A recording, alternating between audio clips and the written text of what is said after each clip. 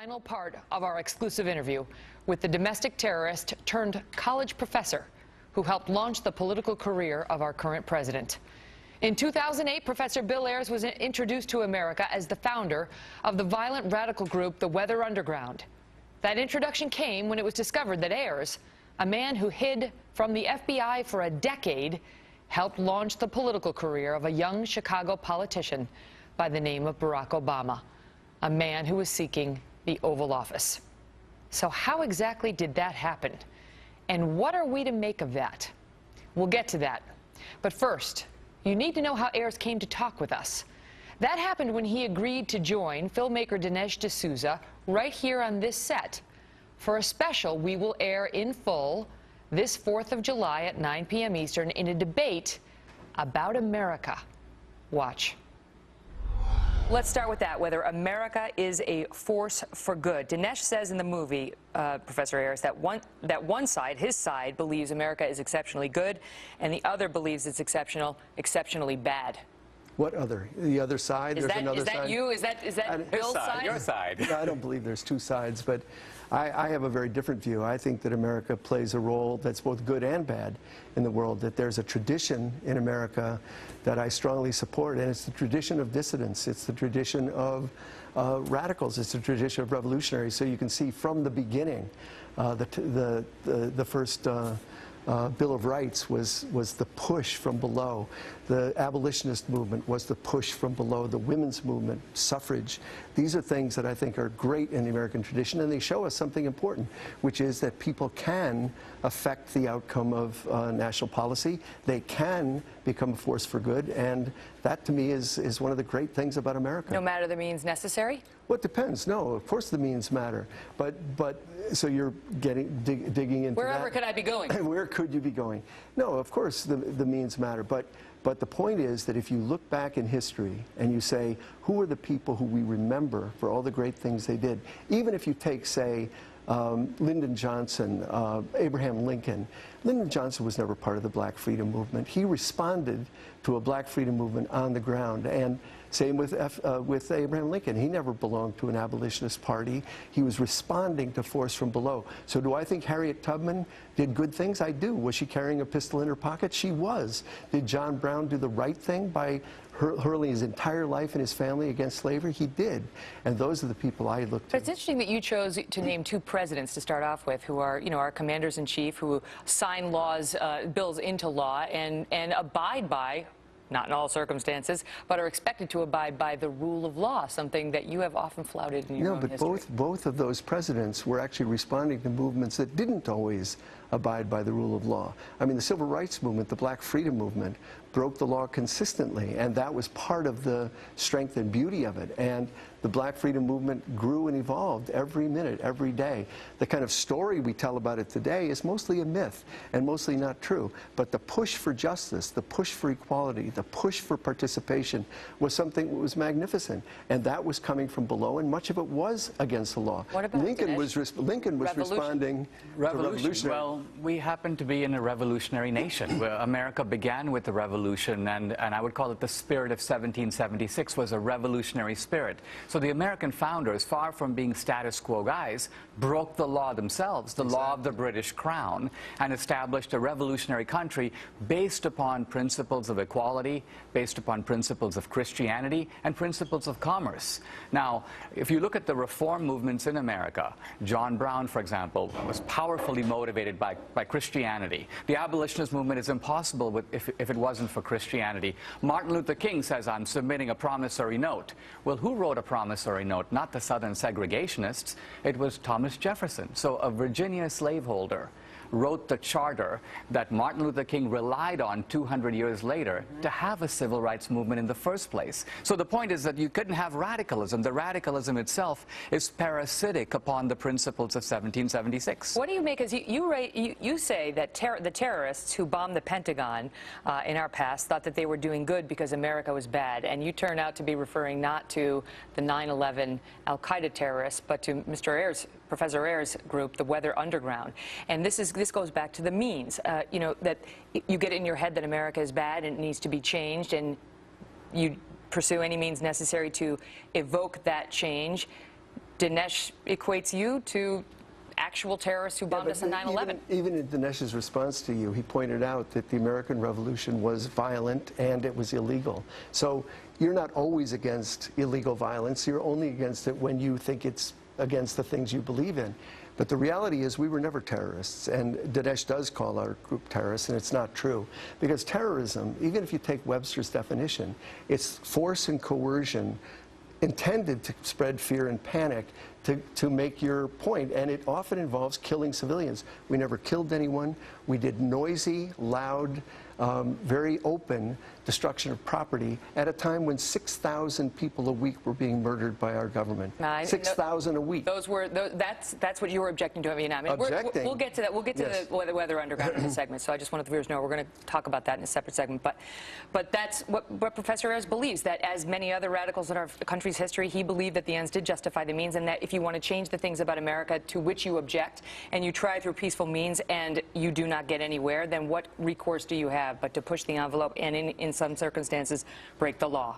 Well, first of all, there was a big difference between, let's say, Martin Luther King breaking the law and Bill Ayres breaking the law, because Martin Luther King broke the law non-violently. Martin Luther King's point was, if I break the law, I should accept the penalty for breaking the law. I shouldn't go hiding from the law. I should go to prison because the law is unjust. So I'm going to call the law into question morally and try to sway the American people because I believe in the goodness of the American people. If you look at the rhetoric, Bill Ayres represents, I would call it the spirit of 1968. And this was the radical spirit that saw America as a force for evil, saw Vietnam as a metaphor for how bad America was, and then went right back into American history and reinterpreted American history as a series of crimes visited upon the Native Americans, the African Americans, the Mexicans. So this became a kind of anti-Americanism that was fostered in America, and it became pervasive in our schools, our colleges. It's now part of the media. Do you admit so that? our culture has been shaped by this. You don't admit that? No, I think it's interesting. First of all, both of you are acting like the ends justify the means is absolutely from Mars, but when your ends are in question, like invading Iraq, you're all for it. You're all in, and that's the ends justify. That's a violent end. But on this question of the spirit of '68, we went back and reinterpreted history, and you act as if the reinterpretation of history was some kind of fiction. We did commit genocide against the Native Americans. Actually, we did enslave people for 250 years. And the question, could you be a moral person and own slaves, I think is something that you dodge. And so what I would say is, look, what I would say is you need to look at the thing honestly, and don't be so afraid of the fact that we did terrible, terrible things in our history, and in order to get right with the world, we have to repair those injuries. But we shouldn't flagellate ourselves for things that we didn't do. So let's for example, flagellate us at all. I don't believe in flagellation. Let's look at genocide. The American Indian population shrunk by 80% over 150 years. The main reason for that was not because of warfare or systematic killing. It's because the white man brought with him from Europe diseases to which the Native Americans, did not have any immunities. And so they perished in large numbers. Now, the Europeans, 1/3 of the population of Europe 100 years later had been wiped out by the Black Plague. Where did that come from? Asia. So with the migration of peoples, diseases go from civilization to civilization. That's not genocide. Genocide is when you intend to wipe out a people. They intended to wipe out the people and steal their land, and they did both. Do you think there's a reflexive instinct on many on the left, or to the left of the left, as I guess you are, to blame America first? I mean, I thought it was interesting in one of your books, the question was, who do you think are great Americans? You know, what do you think is so great about America? And you named Edward Snowden and now Chelsea Manning, both two people who people, think are traitors. Well, some people think they're traitors. I named Jeremy Hammond as well, another whistleblower. And what amused me, Jeremy Hammond's a Chicagoan, so was Daniel Ellsberg. But when the judge sentenced Jeremy Hammond to 10 years in federal prison, she said, "You're no Daniel Ellsberg." And I wanted to scream at the television, yeah, and Daniel Ellsberg wasn't Daniel Ellsberg before he was Daniel Ellsberg. In other words, he was also called treasonous. And it's only later that we catch up with the reality. Shouldn't we have a transparent government? Shouldn't we know what our government's doing? Should we allow them to just close the door and act with impunity? That's what we're doing. Snowden stopped that. Just about a week ago, the Pew Research Center released a study showing that only 40% of those who identify as, quote, solid liberals describe themselves as proud to be American, compared to the roughly 70% of those who describe themselves as conservatives. Why do you think it is so few liberals say they're proud to be American? I have no idea. Are you? I'm not a liberal, if that's what you mean. Are you proud to be American? I'm not proud to be an American, and I don't buy the American exceptionalism at all. And the reason I'm not proud to be an American is because of the damage that we do around the world is so serious and so ongoing. So if you look anywhere in the world, look at all through Latin America, ordinary people on the street admire Cuba for one reason. They stood up to America. They stood up to, you know, kind of imperial advances. We stood up, so did some people too. Germany. I understand, and that was us at our best. And after 9/11, so why do you go right to the bad? Why don't you think about the good when you think about what America is? No, I do often think about the good, but I wouldn't call myself an American exceptionalist, and I would challenge that in anybody because I'm a human being. I believe we should be struggling with the question, what does it mean to be human in the 21st century? What is it that's required of us? We are all human. We're 5%, America is 5% of the world's population.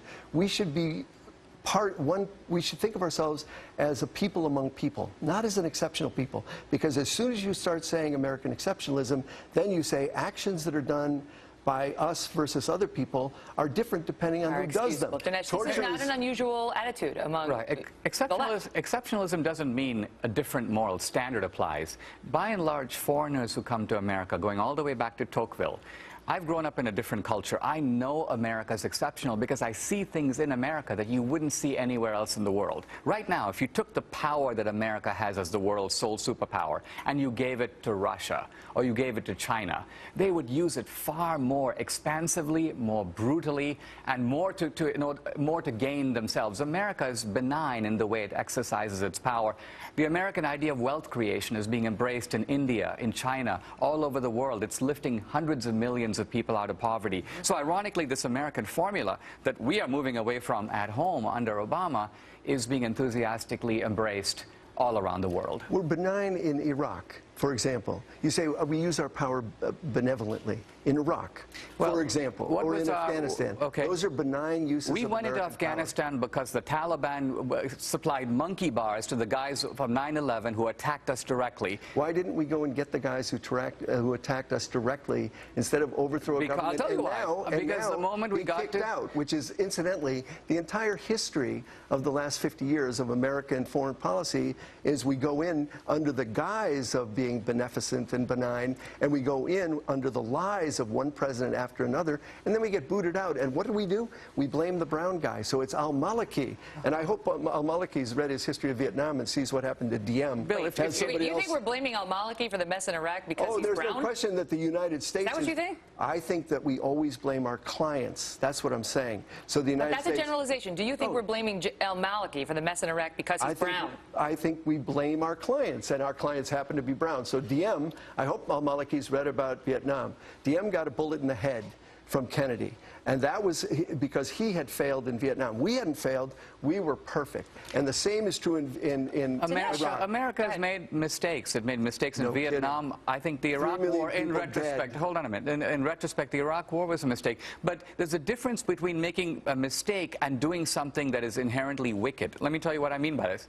Anyone else who went into Iraq and did this would have reimbursed itself by taking the Iraqi oil, right? Instead, we've spent all this money in Iraq, and then we turn over the keys of the oil fields to the Iraqis. We say it's your oil, use it, sell it, burn it. So Iraq ends up costing us money. Imperialists normally go abroad to make money. No. You're absolutely mistaken. So you're saying that the oil is just there and Iraq is just using it the way they see fit. And Shell has nothing to do with it, and Mobil has nothing to do with it. Standard has nothing to do with it. You're dreaming. On the balance, has America made money or lost money in Iraq? On balance, the people like Halliburton made gazillions of money, and that's not responsive. And your friend, as America, absolutely, America on balance lost, and that's okay. Let me ask you this: at the end of the Cold War, all of Eastern Europe is free. Russia now no longer has a communist government. Are all those countries better off or worse off because we won the Cold War? I don't think we won the Cold War. Well, I think you're dreaming about that. I think that was it a good thing? Well, I think the end of authoritarian governments is always a good thing, but I also think that this notion that somehow we go out in our beneficence, spend $1 trillion a year on military budgets, have 150 military bases circling the globe, those are not for beneficent purposes. Those are for imperial purposes. I got to leave it at that.